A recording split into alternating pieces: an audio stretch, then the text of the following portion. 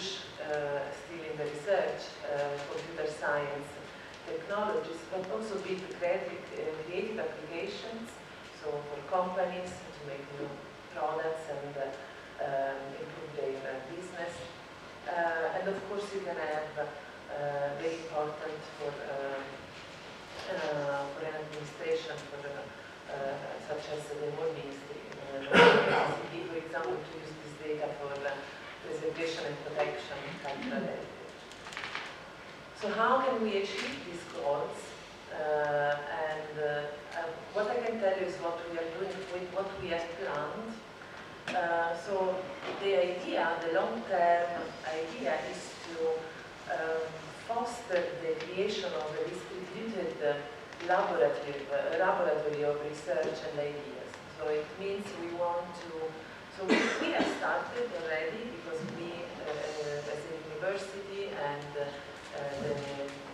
National Research Council and the Institute, so the Institute for the Catalogo already is collaborating with the University of Bologna and the CNR, but even also with other universities to do research and develop practices and methodologies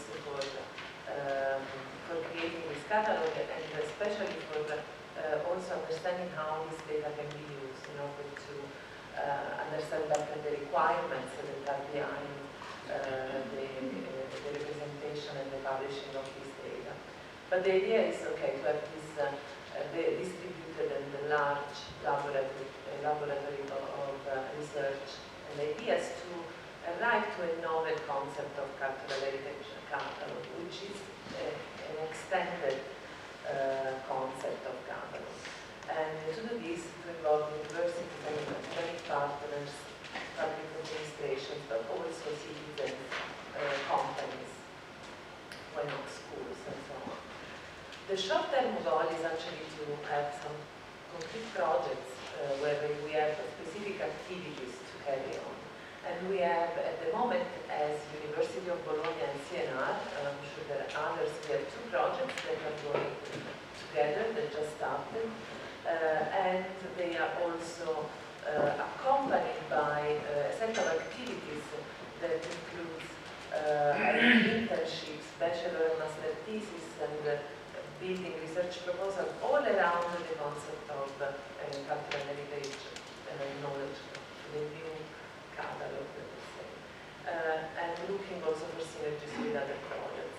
And actually these 2 projects, one is ArCo, which is continuing, so it had already 1.5 years going, and I will show you briefly the results that we have achieved so far, but it's continuing by focusing on extending further the ontologies that we have been defining, because we didn't cover yet all the concepts that are there, because it's very large, and we are using actually the catalog and the norms that are for cataloging to understand what are the main concepts and to model them. And also, besides continuing the modeling and publishing the data, ArCo is also another objective, which is to build a repository and registry for knowledge graphs in the cultural heritage domain.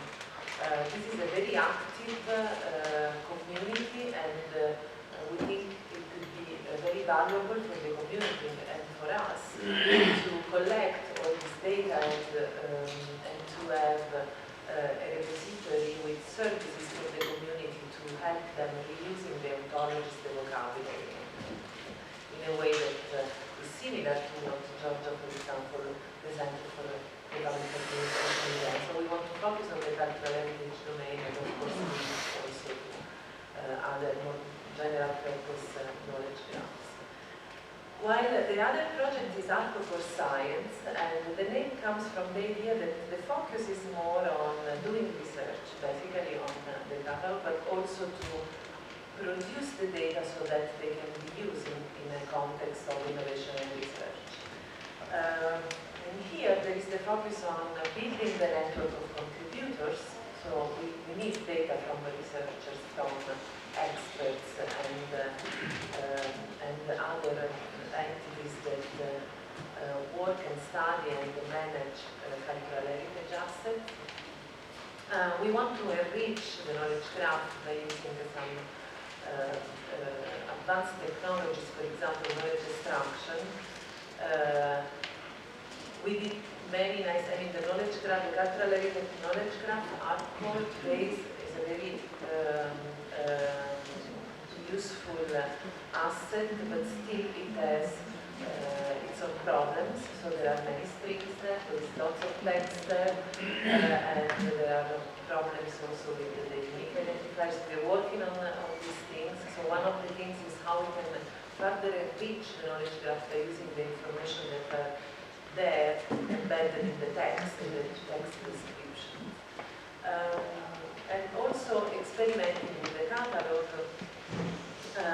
by starting with the laboratory of ideas.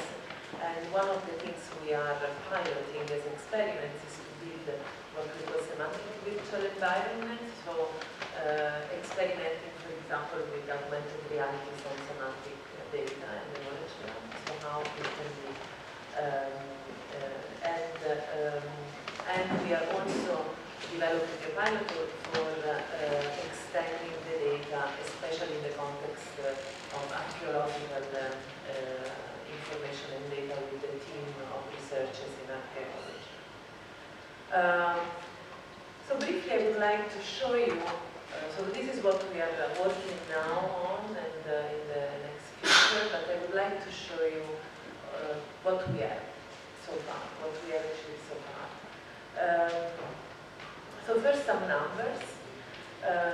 So ArCo is a network of ontologies in a similar way as Utopia. So we actually use similar methodologies because we come from the same school. So and we have influenced a lot the way this and the network currently includes 7 ontology modules, which are basically 7 ontologies connected to each other, including around 5,000 axioms, which means more or less 1,000 predicates, which cover more or less 1,000 predicates, and it already uses 11 ontologies, including the Utopia ontologies. But this is not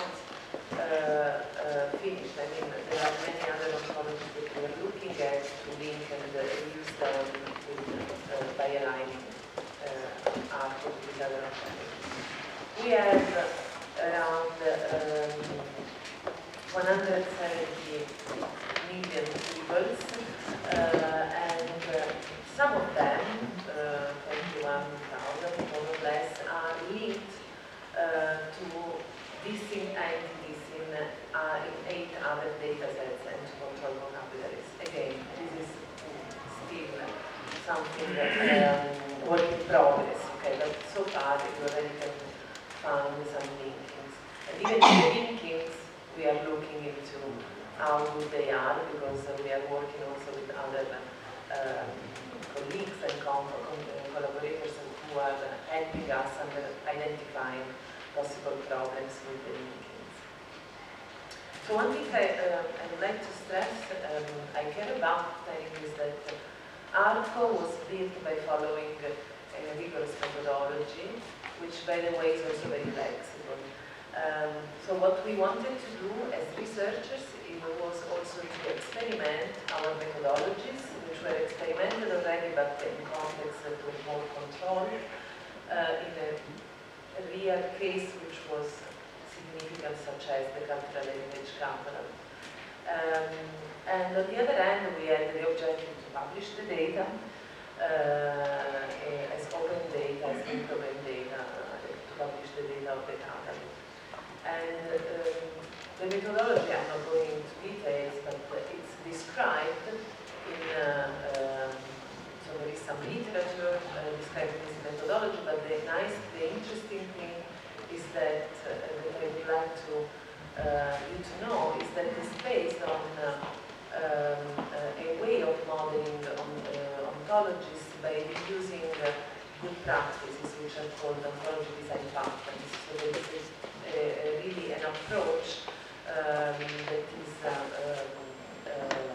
supported by these methodologies, which is identifying modeling problems which are complex typically and match them to existing solutions when there are already, and reuse them. So this actually helps linking to other ontologies and identifying common practices of modeling.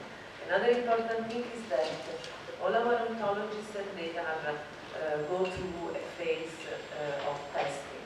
So they are stressed, let's say, and under testing to evaluate and monitor the quality of the ontology and the data that we produce. And another thing that we have adopted and also in a way improved in the methodology is the way the releases are done. So we wanted really to make it easier for the community to use ArCo, to know about what was going on. So the methodology became open. So we involved people from the external communities by having quite frequent releases, even if we called them unstable, so we knew they were not, let's say, finalized, but we wanted to have an interaction and continuous feedback with the community. And an important thing was ArCo is not an aggregator, for example, such as Europeana. Okay? So it has a completely different role because aggregators are already there. So we can contribute to Europeana, but we don't want to do the same thing. We wanted to describe the cultural heritage domain, to represent formally and rigorously what are the concepts and the relations in the domain. So to be able to really produce a very rich knowledge graph that can be used for applications and for research as well. So we are not only representing, for example, the data that are in the catalog as it is, so we are also representing the catalog in the data, but we are extracting from the catalog knowledge that describes the domain. So we are actually putting in the knowledge graph the entities of the cultural heritage domain. So both the epistemological and the ontological aspect, let's say. And as I said, we try to make it very easy for the community to reuse and to understand the ontologies of ArCo. So for example, you can install ArCo on your own local computer if you want, and you will have everything at hand, like a user guide, like this with human readable documentation, diagrams that help understanding, the ontologies are all documented, and of course there is a Sparkle endpoint, but you will also find lots of examples of Sparkle theories that will let you build your own Sparkle theories and understand better the ontologies and use them. As I said, an important thing was to involve third parties. So we actually were asking ourselves, how can we understand how this data will be used? What use cases and requirements can we collect beyond the use cases that come from the Catalog Institute itself? Now we want to know how companies will use it, how researchers will use it. So we really tried hard to do this, and we experimented with the program that we called Early Adopters Program, and we had meetups and we had webinars, and we have everything on GitHub, and there is the GitHub issue portal where we invite everybody to put issue there. Still it's open. I mean, the point is the methodology is open, everybody can contribute and give us feedback, requirements, and interact with us and influence the modeling of the ontologies. And this is going on still now.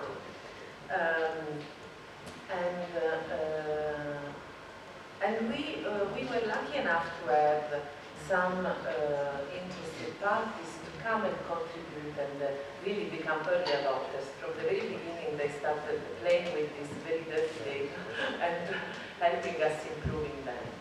And as I said, so what we did is to use all the tools that we could find to make it easier for external parties to participate and contribute. And one of the results that I would like to mention is that we also had a contest where some companies participated, so ICCD actually did this contest, and the companies would propose a way to create a new interface that would improve the interaction with the catalog information. And in fact, from this process, there were two companies that just dancing up. I think they are here. I think they deserve to be mentioned because they are actually working at providing us with a new interface for interacting with the knowledge graph, ArCo knowledge graph. And they're actually giving us a lot of hints now, and we are trying to do our best to support them because they find a lot of problems in the data while they work with it, and this is very useful. And actually I hope in the future there will be more companies and organizations working with this data. So I would, to conclude, ArCo is at the moment the largest Italian culturale knowledge graph. There are also other data sets. We knew recently that also Veneto, they published some data, and so we are certainly going to link to them. They already link to us, and there are many others who are using ArCo, at least linking to us. But it's evolving, so ArCo is still going on. The process is still open, so everything is still on the place and will be in the future. So this is also an invitation to contribute, to go there and look for the mailing list, for the GitHub issues, and give us requirements and feedback, because we really want contributors, and in the future we will be looking also to understand how to take contribution also in terms of directly contributing to the ontologies. But what we will be focusing now is beyond, besides continuing with the modeling and the publishing of the data that we can benefit from the catalog, is to extend this and to try to involve external contributions for the data, so to enrich further the knowledge graph, and moving towards a new concept of catalog, which is extended also in terms of the kind of information of knowledge that it includes. And this is because we want to achieve extensive coverage, and to do this we will see if Ruben will enlighten us with, so we are investigating how this process can be decentralized. And on the other hand, we are also already experimenting to understand how this data can be used in research and for new ideas and field applications.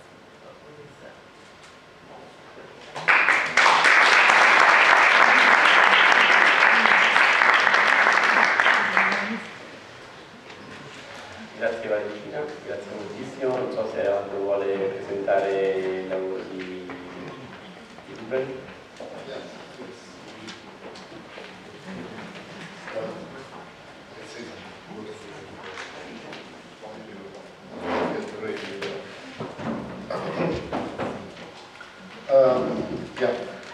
Ruben is quite ok, dico in italiano tanto. Lui è un professore all'Università di Ghent in Belgio ed ha anche un'altra position invece all'MIT, dove lavora insieme a Tim Berners-Lee, e lui anche fin dall'inizio stava nel progetto Solid, Tim Berners-Lee, che adesso ci presenterà, ed è anche parte della società che sta dentro dell'azienda, che è stata creata, si chiama InWrap, per cercare di portare contemporaneamente, mentre si sviluppa il progetto da un lato più di ricerca istituzionale, anche un braccio operativo, diciamo, sul mercato, che è fondamentale per riuscire a cambiare il quadro del web attuale. E non posso dire di meglio, Ruben è un vero ricercatore, ma riesce a essere applicato in maniera, mantenendo un rigore e dei principi fondazionali che sono importanti nella computer science e in particolare quando si parla dei dati e della visione nata con web tanti anni fa. Quindi io vi lascio parlare, secondo me sarà da sé capire di cosa sto parlando.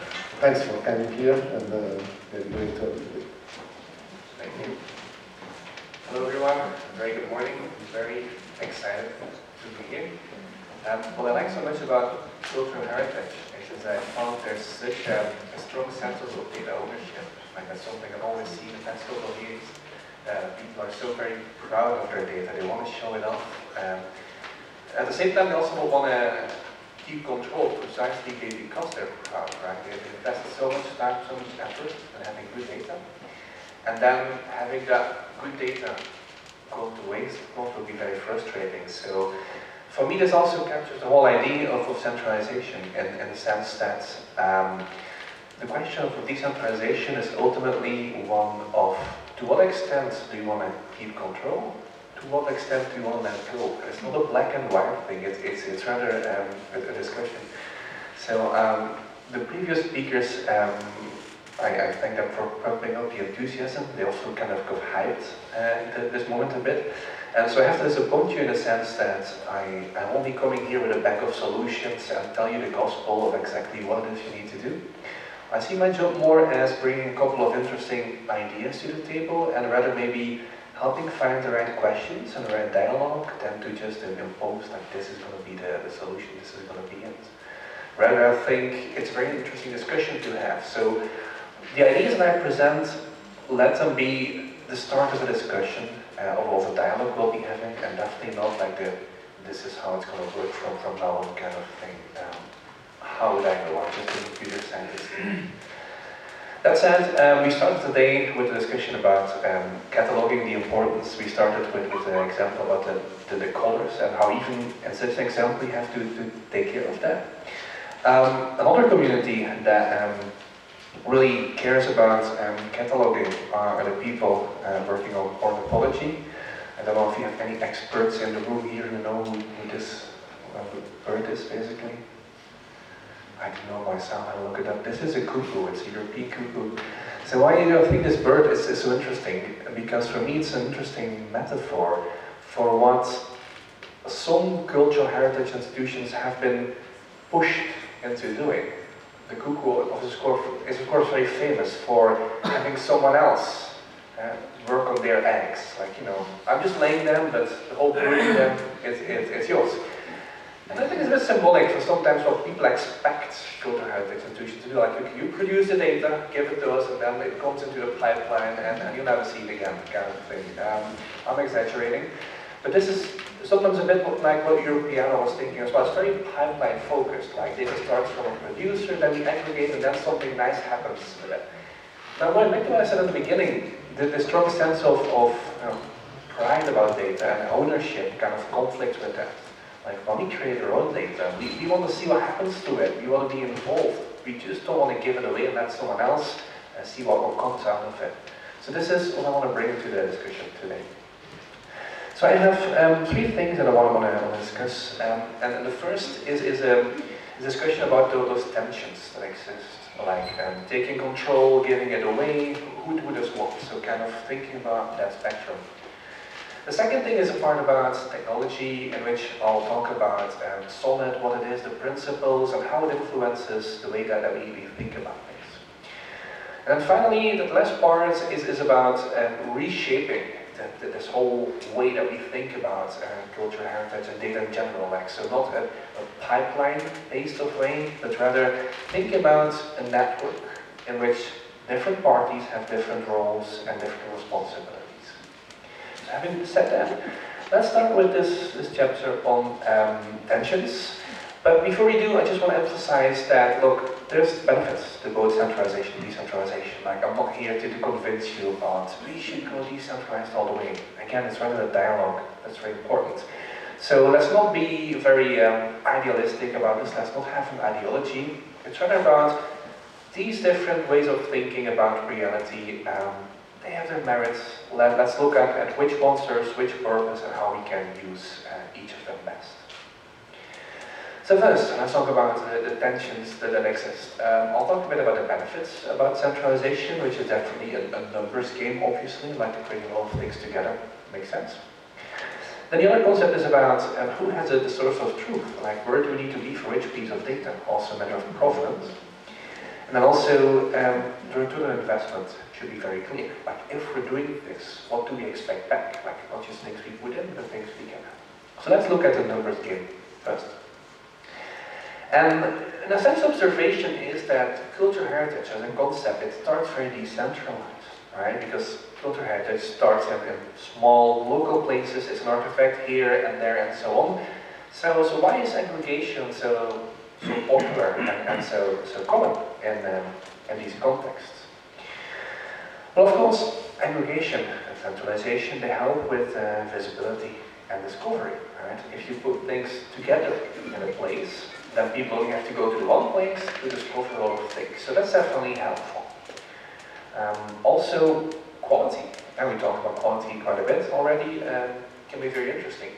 Because if you only have small bits of data, there's not a lot of alignment to do. If you bring lots of data together, then you have lots of comparisons, possibly you can link things together. So aggregating things can also help for certain quality processes, alignment there. And it's also in terms of infrastructure, because if you bring a lot of things together in one place, then it's sufficient for that one place to have a lot of infrastructure, and then all the decentralized players don't need the same infrastructure. So just thinking about it as an organizational perspective, it makes a lot of sense to bring things together.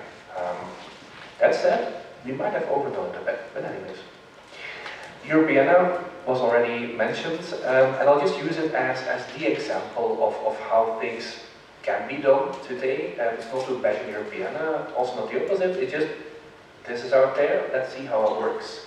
So for instance, I'm looking here for Dick Bruna, who's quite famous in the Netherlands. I didn't dare to pick an Italian example because I guess there's so many people here with different perspectives.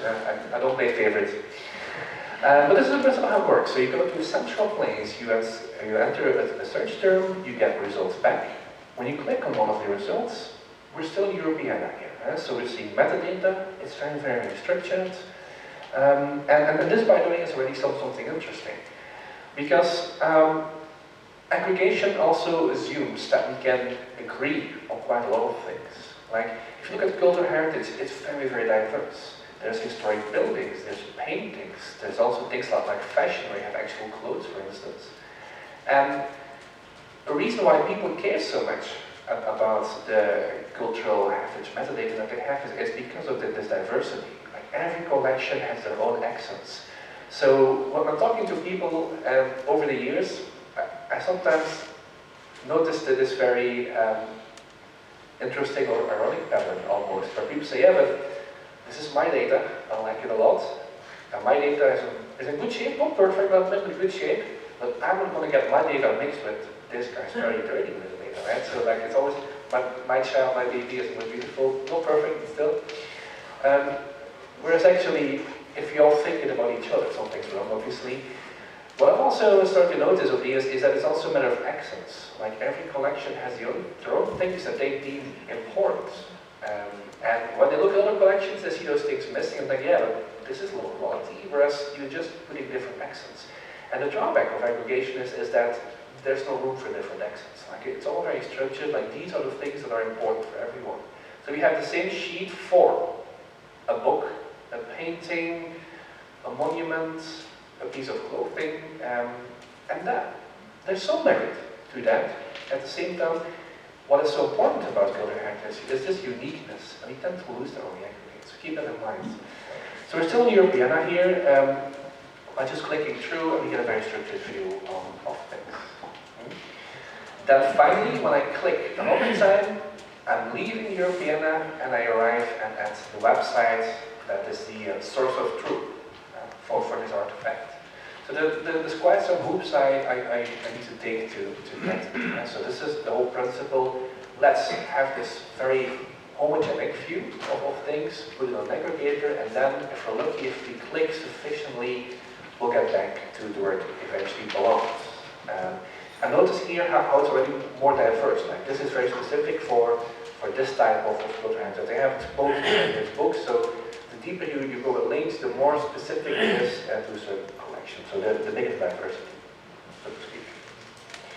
And it's only then, when I'm on this collection, that I can see what related artifacts I have and so on, right? So it's quite a bit from the aggregator to the individual collection and able to see the real diversity that really matters to this collection.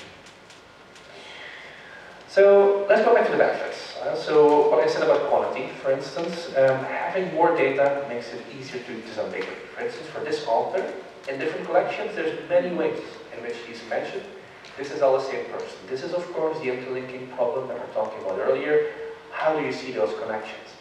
That's quite a bit easier if data, of course, resides in one place. Because if you only see your own data, you might not see those links. So that's a gift of that. Of course, the downside, it also gives you a problem side, because you bring much more data together. So it's kind of like finding a needle in a haystack, except that it's a bit easier, a bit more difficult. So the needles are easier to spot, but the haystack is bigger. That's kind of the trade-off there. Interlinking becomes easier as well, obviously, because if you don't aggregate, you've got like an n times n problem. So if you have like a bunch of different collections, you need to interlink, you all need to start communicating with each other. That's a lot of communication happening. It's not really scalable. And then you have to be able to find each other, which is sometimes a bigger problem. But if you aggregate, look, you just bring all those collections together, and then you start doing it there. So there's definitely, we shouldn't deny that there's a benefit to doing these things, obviously. The infrastructure also simplifies, so just bringing things together allows innovations to happen in a much easier way as well. But there's some pros and cons there. So the pros, of course, is that all the individuals don't have to spend effort in software. There's also no effort in training people how to use that software, and those things can be a bottleneck. At the same time, if we do everything centrally, this knowledge about what makes a collection item so unique, we don't always have access to that. So we lose the information about this. And also, and this is a bottleneck, do we get innovations back? Because many of the processes that I see today, they're very much one directional. Like, you send your data